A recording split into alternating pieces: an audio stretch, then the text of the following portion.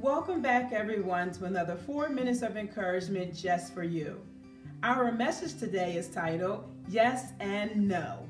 Yes, my friends, you might be hearing so many voices like I hear voices from time to time. The voice of family and friends, the voice of God and the enemy, even our own voice in our head.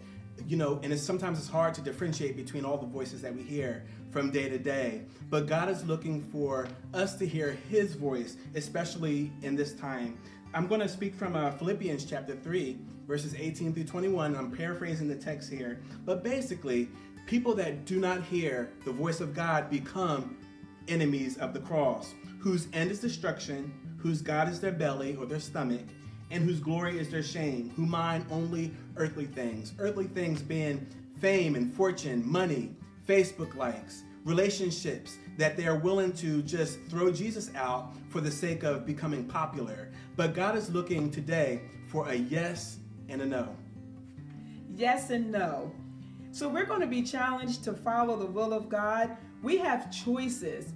I have a great example for you. We look at the life of Jesus. In the book of Luke chapter 22 and verse 42, Jesus begins to prep to go to the cross. And he begins to pray to his Father. He said, Lord, if it's your will, let this pass. But if it's not your will, let your will be done. Sometime with the will of God, there's going to be choices. And we have to make the right choice. And sometime with the will of God, he'll say yes or he'll say no. But one thing about God, he'll always send you the help that is needed. In verse 43, it says that an angel appeared and strengthened Jesus. So there is strength, my friends, even in the will of God when it's a yes or a no. It is vital and it is very important for the next phase of your life that you obey the will of God. Nothing more and nothing less but a yes and or a no. Yes, I want to share a secret with you, a prayer focus, that I have in my own life. I pray, Lord, let my heart, my stomach, my gut follow holy, WHOLLY, and holy, HOLY, holy after you. I don't want to be out there in my mind, my will, and emotions detached from the will of the Father through Jesus Christ and through His Word. So I pray.